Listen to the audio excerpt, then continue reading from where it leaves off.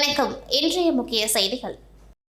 புதுச்சேரி அரசியலை பொறுத்தவரை மாநில எல்லைகளை தாண்டி அரசியல் செயல்பாடுகள் பெரிதாக இடம்பெற்றதில்லை என்றே இதுவரை கூறப்பட்டு வந்தது.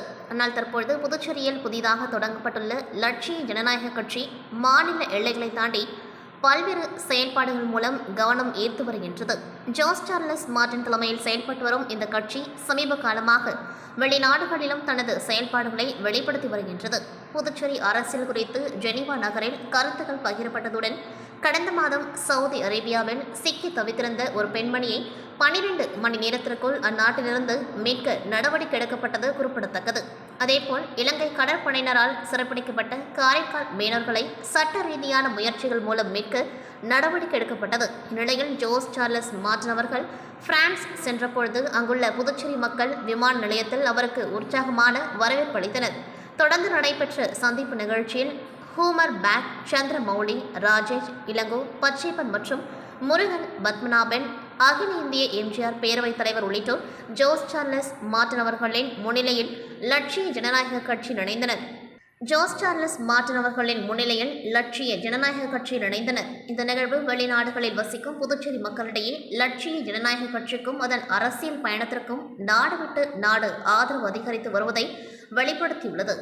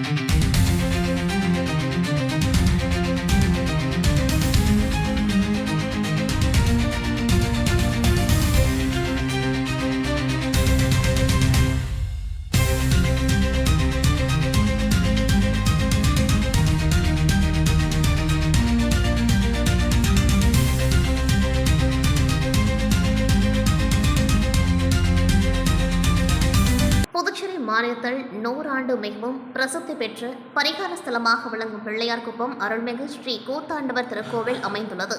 இக்கோவிலின் கட்டுமான பணிகள் முடிவடைந்து கும்பாபிஷேக விழா நடைபெற்றது. இதன் முக்கிய நிகழ்வாக காலை விக்னேஸ்வர பூஜை, கோபூஜை, தன பூஜை, ஸ்ரீ கணபதி ஹோமம், ஸ்ரீ நவகிரக ஹோமம், லக்ஷ்மி ஹோமம், வாஸ்து ஹோமம், ரக்ஷா பந்தனம் என துவங்கி முதல் கால யாகசாலை பூஜை, தொடர்ந்து 4ஆம் கால யாகசாலை பூஜை துவங்கி ஹோமங்கள், பூர்ணாகுதி, தீப ஆராதனை ஆகிய நிகழ்ச்சிகள் நடைபெற்று கலச புறப்பாடுடன் விமான கோபுரத்திற்கு கலசம் கொண்டு சென்று சிவாச்சாரியர்கள் வேத மந்திரங்கள் முழங்கி புனித நீர் ஊற்றப்பட்டது. இதில் சட்டமன்ற உறுப்பினர் சாய் சரவணகுமார் மற்றும் சுற்று கிராமப்புறங்களை சேர்ந்த ஆயிரக்கணக்கான பக்தர்கள் கலந்து கொண்டு கோவிந்தா கோவிந்தா என பக்தி பரவசத்துடன் சுவாமி தரிசனம் செய்தனர். தொடர்ந்து வந்திருந்த அனைத்து பக்தர்களுக்கும் அன்னதானம் வழங்கப்பட்டது. நிகழ்ச்சிக்கான ஏற்பாடுகளை கோவில் சிறப்பு அதிகாரி மற்றும் கோவில் நிர்வாகிகள், ஊர் பொதுமக்கள் செய்திருந்தனர்.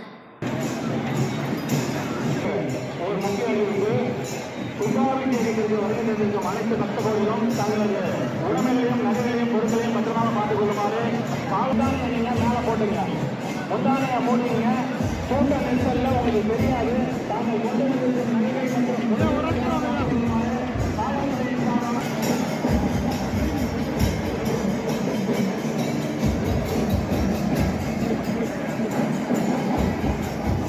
காவல்துறை அறிவிப்பு பக்த கோடிகள் தங்களது உரிமைகளையும் பொருட்களையும் பத்திரமாக பார்த்துக் கொள்ளுங்கள்.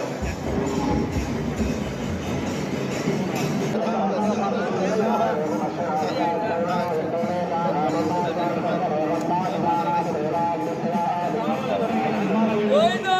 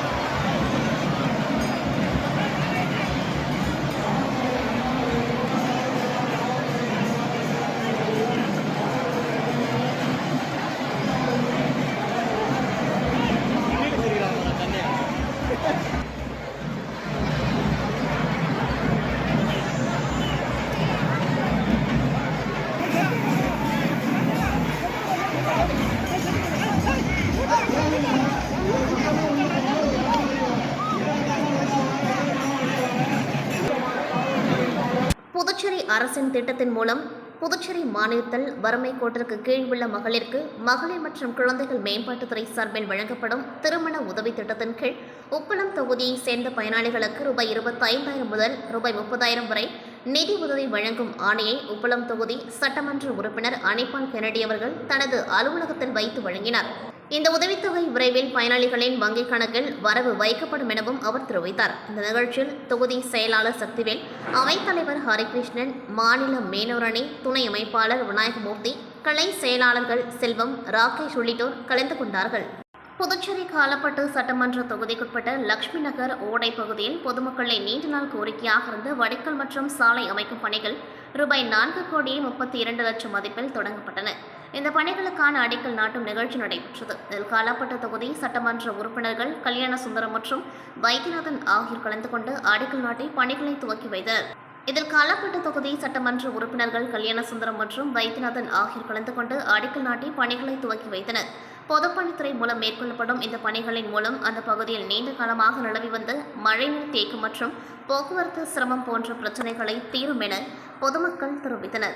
வடிகால் அமைப்பு மற்றும் சாலை மேம்பாட்டு பணிகள் நிறைவடைந்த பிறகு லட்சுமி நகர் ஓடை பகுதி மக்களுக்கு பாதுகாப்பான போக்குவரத்து வசதி மற்றும் சுகாதாரமான சூழல் கிடைக்கும் என்று அதிகாரிகள் தெரிவித்தனர். இந்த நிகழ்ச்சியில் ஊர் இளைஞர்கள், பொதுமக்கள் மற்றும் பலர் கலந்து கொண்டார்கள். பணிகள் விரைவாக நிறைவேற்றப்பட வேண்டும் என கோரிக்கை விடுத்தனர். மேலும் இந்த திட்டம் அந்த பகுதி வளர்ச்சிக்கு முக்கியமானதாக இருக்கும் எனவும் தெரிவிக்கப்பட்டது. புதுச்சேரியில் மகளிர் தினத்தை முன்னிட்டு rotary club of Pondicherry cosmos சார்பில் ஹோட்டல் அக்காட் புதுச்சேரியில் சிறப்பான விழா வெகு விமர்சையாக நடைபெற்றது. இந்த நிகழ்ச்சியில் முக்கிய விருந்தினராக புதுச்சேரி கிழக்கு பகுதி காவல் கண்காணிப்பாளர் ஸ்ருதி எஸ் எரகட்டி IPS கலந்து கொண்டு விழாவை சிறப்பித்தார். மேலும் கௌரவ விருந்தினர்களாக முன்னாள் மாவட்ட ஆளுநர்கள் ரோட்டரியன் மணி மற்றும் ரோட்டரியன் செல்வநாதன் கலந்து கொண்டு வாழ்த்துரை வழங்கினர். விழாவில் பிரபாஸ் கோல்ட் ஜஹான்ஸ் அவார்ட்ஸ் 2026 விருதுகள் சமூகத்தின் பல்வேறு துறைகளில் சிறந்து விளங்கிய 50க்கும் மேற்பட்ட சாதனையாளர்களுக்கு வழங்கி கௌரவிக்கப்பட்டது. குறிப்பாக சமூக பணியில் அர்ப்பணிப்புடன் செயல்பட்ட மருத்துவர்கள், செவிலியர்கள் மற்றும் பல்வேறு துறைகளில் சாதனை படைத்தவர்களும் இந்த விருதுகளை பெற்றனர். விழாவிற்கு ரோட்டரி பாண்டிச்சேரி காஸ்மாஸ் தலைவர் ரோட்டரியன் பிரபாகரன் தலைமை தாங்கி நிகழ்ச்சி நடத்தினார். ஏற்பாடுகளை Rotarian Ambalavanan, Rotarian Aaj Ahmed, Rotarian Kushal, Rotarian Selvaganapathy மற்றும் ரோட்டரியன் பாலாஜி உள்ளிட்டோர் செய்திருந்தனர். இந்நிகழ்ச்சியில் முன்னாள் தலைவர்கள் மற்றும் அனைத்து உறுப்பினர்களும் கலந்து கொண்டு விழா சிறப்பாக நடைபெற ஒத்துழைத்தனர். இறுதியாக செயலாளர் சுரேஷ்குமார் நன்றியுரை வழங்கினார். இந்நிகழ்ச்சியில் கலந்து கொண்ட அனைவருக்கும் மதிய உணவும் வழங்கப்பட்டது. புதுச்சேரி கதிர்காமம் சட்டமன்ற தொகுதிக்குட்பட்ட பல்வேறு பகுதிகளில் ரூபாய் 7,22,72,000 மதிப்பிலான மேம்பாட்டு பணிகளுக்கான பூமி பூஜை நிகழ்ச்சி நடைபெற்றது. விழாவில் கதிர்காமம் தொகுதி சட்டமன்ற உறுப்பினர் KSP ரமேஷ் முயற்சியால் மேற்கொள்ளப்படுவதாக தெரிவிக்கப்பட்டது. மாரியம்மன் நகரில் குழந்தைகள் பூங்கா அமைக்கும் பணிக்கு தேசிய நெடுஞ்சாலை பொதுப்பணித்துறை நிதியிலிருந்து ரூபாய் 86 லட்சம் ஒதுக்கப்பட்டுள்ளது. மேலும் வடிகால் சுவர் மற்றும் மூடி தாளமைத்தல், சேதமடைந்த வடிகால் மற்றும் ரயில்வே கால்வாய் சீரமைத்தல், கால்வாய் தாள் மற்றும் இரும்பு கிரில் அமைத்தல் போன்ற பணிகளுக்கு பாசனத்துறை மூலம் ரூபாய் 29,24,000, ரூபாய் 38,10,000 மற்றும் ரூபாய் 26,56,000 ஒதுக்கப்பட்டுள்ளது. அதேபோல் மாரியம்மன் நகர் மத்திய பிரிவு சாலை மேம்பாட்டு பணிக்காக மத்திய பொதுப்பணித்துறை நிதியிலிருந்து ரூபாய் 28,11,000 வழங்கப்பட்டுள்ளது. மேலும் பவழ நகரில் புதுநகர் கால்வாய் மற்றும் புதிய தெரு 1ஆம் குறுக்கு சாலை தொடர்பான பணிகளுக்கு முறையே ரூபாய் 49,23,000 மற்றும் ரூபாய் 43 லட்சம் ஒதுக்கப்பட்டுள்ளது. மேலும் பவழ நகரில் புதுநகர் கால்வாய் மற்றும் புதிய தெரு 1ஆம் குறுக்கு சாலை தொடர்பான பணிகளுக்கு முறையே ரூபாய் 49,23,000 மற்றும் ரூபாய் 43 லட்சம் ஒதுக்கப்பட்டுள்ளது. ராகவேந்திர நகரில் குழந்தைகள் பூங்கா அமைப்பதற்கு ரூபாய் 86 லட்சம் மற்றும் போர்வெல் அமைப்பதற்கு ரூபாய் 29,48,000 வழங்கப்பட்டுள்ளது. நெசவாளர் கோட்ரஸ் பகுதியில் போர்வெல் அமைப்பதற்கு ரூபாய் 19,40,000 ஒதுக்கப்பட்டுள்ளது. ஸ்ரீ கதிர்வேல் சுவாமி நகரில் இருந்து IGMC வரை குடிநீர் வசதி மேம்படுத்துவதற்காக ரூபாய் 18,32,000 மதிப்பில் பணிகள் மேற்கொள்ளப்பட உள்ளன. இந்த பூமி பூஜை நடைபெற்றது. இதில் பொதுமக்கள், அதிகாரிகள் மற்றும் பல்வேறு அரசியல் கட்சி நிர்வாகிகள் கலந்து கொண்டு நிகழ்ச்சியை சிறப்பித்தனர். சர்வதேச மகளிர் தினத்தை முன்னிட்டு பெண் வாக்காளர்களின் ஜனநாயக பங்கேற்பை அதிகரிக்கும் நோக்கில் தேர்தல் துறை மற்றும் தனியார் நிறுவனங்கள் இணைந்து வாக்காளர் விழிப்புணர்வு நடைபயணத்தை நடத்தினர். புதுச்சேரி உப்பளம் இந்திரா காந்தி விளையாட்டு மைதானத்தில் இருந்து துவங்கி இந்த விழிப்புணர்வு பேரணியில் 300க்கும் மேற்பட்ட பெண்கள் கலந்து கொண்டு புதுச்சேரி முக்கிய வீதிகள் வழியாக சென்று விழிப்புணர்வு ஏற்படுத்தினர். இப்பேரணியை தேர்தல் அலுவலர் கோவிந்தசாமி மற்றும் காவல் கண்காணிப்பாளர் மாறன் ஆகியோர் கொடியசைத்து துவக்கி வைத்தனர்.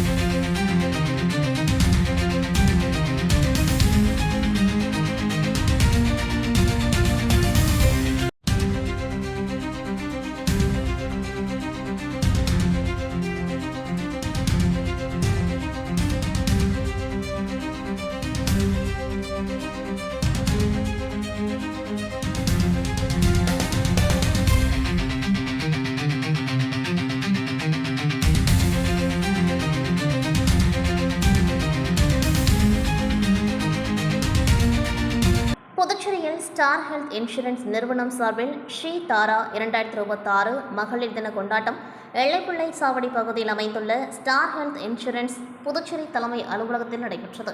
இதில் ஸ்டார் குடும்பத்தின் மகளிர் சாதனைகளையும் வலிமைகளையும் கொண்டாடும் 2ஆம் ஆண்டு மகளிர் தின விழா வெகு விமர்சையாக நடைபெற்றது. இதில் மகளிருக்கான இலவச சிறப்பு மருத்துவ முகாம் நடைபெற்றது. முகாமில் 10க்கும் மேற்பட்ட சிறப்பு மருத்துவ பரிசோதனைகள் மற்றும் மகப்பேறு மருத்துவம், இதய மருத்துவம், கண் பரிசோதனை மற்றும் சிகிச்சை முகாம், பல் மருத்துவம், பொது மருத்துவம், பிசியோ உள்ளிட்ட பல்வேறு மருத்துவ ஆலோசனை மற்றும் சிகிச்சை அளிக்கப்பட்டது. இதில் அரசு மருத்துவமனை மருத்துவர்கள் டாக்டர் மேனகா கார்மேகம் மற்றும் மருத்துவர் தீனதயாளன் ஆகியோர் கலந்து கொண்டார்கள். விழாவிற்கான ஏற்பாடுகளை ஸ்டார் ஹெல்த் இன்சூரன்ஸ் மண்டல மேலாளர் சேகர் அவர்களின் வழிகாட்டுதல் மற்றும் அறிவுறுத்தலின் பேரில் ஸ்டார் ஹெல்த் இன்சூரன்ஸ் புதுச்சேரி அலுவலக அதிகாரிகள், ஊழியர்கள் மற்றும் ஸ்டார் ஹெல்த் இன்சூரன்ஸ் குழுவினர் செய்திருந்தனர். இந்த மருத்துவ முகாமில் சுமார் 100க்கும் மேற்பட்டோர் பயனடைந்தனர்.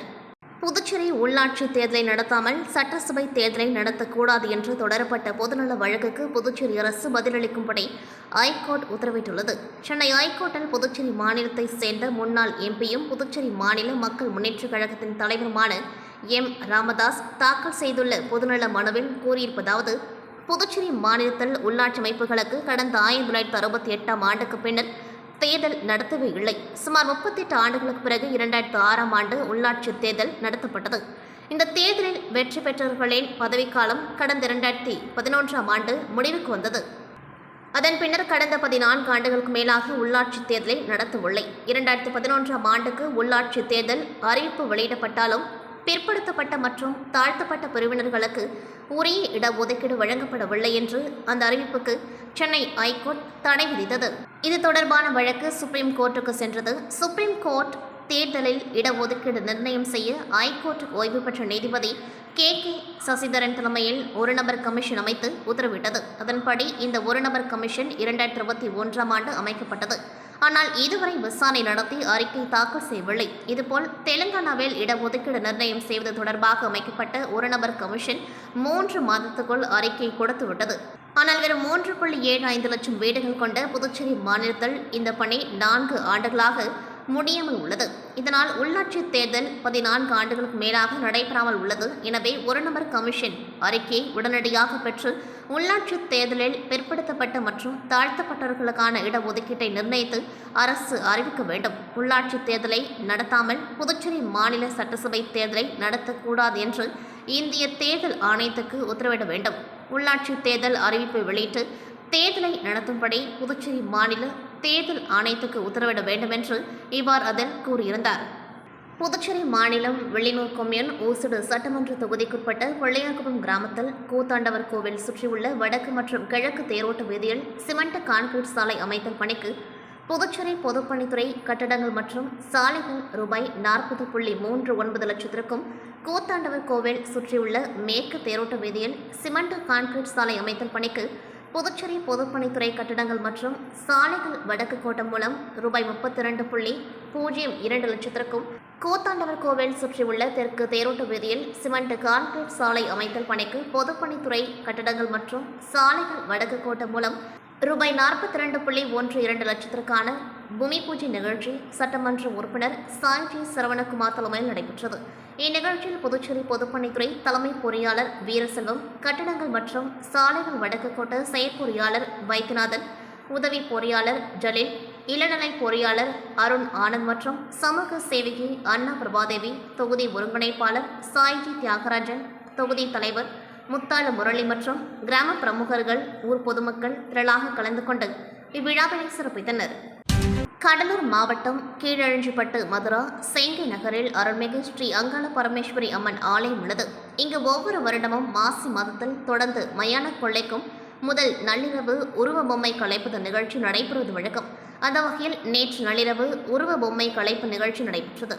முன்னதாக கடந்த வெள்ளிக்கிழமை ஸ்ரீ அங்காளம்மனுக்கு காப்பு கட்டி மலட்டாற்றில் இருந்து கரகம் ஜோடித்து ஆலயத்திற்கு எடுத்து வந்தனர். தொடர்ந்து அம்மனுக்கு பல்வேறு அபிஷேகங்கள் மற்றும் படையல் பூஜைகள் நடைபெற்று வந்தது. நேற்று மாலை ஆலயத்தில் அலங்கரித்து வைக்கப்பட்டிருந்த அம்மன் முன்பு செண்டை மேளங்கள் முழங்க பூஜைகள் ஆரம்பமானது. அதனையடுத்து அம்மன் பாடல்களுக்கு வேடமடைந்து பல்வேறு கலைஞர்கள் நடனம் ஆடியதுடன் பம்பை உடுக்கை முழங்க இசையுடன் இரவு 11 மணியளவில் உருவ பொம்மை கலைப்பு நிகழ்ச்சி நடைபெற்றது. இதில் திரளான பக்தர்கள் கலந்து கொண்டு சுவாமி தரிசனம் செய்தனர். மேலும் சிறப்பு விருந்தினராக அனுகிரகா டவுன்ஷிப் சேர்மன் மற்றும் பிரார்த்தனா கன்ஸ்ட்ரக்ஷன் உரிமையாளர் தொழிலதிபர் டாக்டர் மனோ கலந்து கொண்டு சுவாமி தரிசனம் செய்தார். விழாவில் கலந்து கொண்ட அனைவருக்கும் அன்னதானம் பிரசாதம் வழங்கினர். விழாவிற்கான ஏற்பாட்டினை செங்கை நகர் ஊர் பொதுமக்கள் மற்றும் சிவகுமாரி நாகராஜ் ஆகியோர் செய்து வருகின்றனர். முக்கிய நிகழ்வான இன்றிரவு ஸ்ரீ அங்காளம்மன் வான வேடிக்கையுடன் மயானத்திற்கு வீதியுடன் நடைபெறுகின்றது. புதுச்சேரி மண்ணாடிப்பட்டு தொகுதியைச் சேர்ந்த பயனாளிகளுக்கு திமுக துணை அமைப்பாளர் AK குமார் புடவை வேஷ்டி வழங்கி உதயசூரியன் சின்னத்திற்கு வாக்கு சேகரித்தார்.